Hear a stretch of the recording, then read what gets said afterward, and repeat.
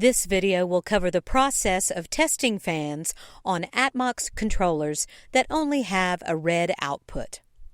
To start the fans manually, press the arrow button one time. The manual light will illuminate. Press the plus button.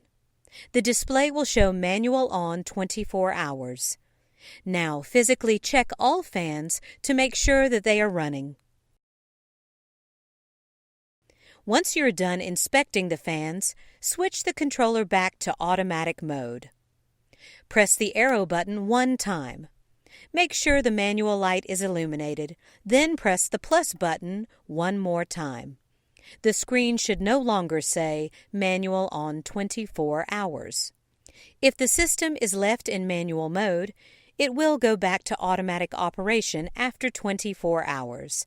The system cannot permanently stay in manual operation. For additional assistance, visit us at atmox.com or call us at 704-248-2858.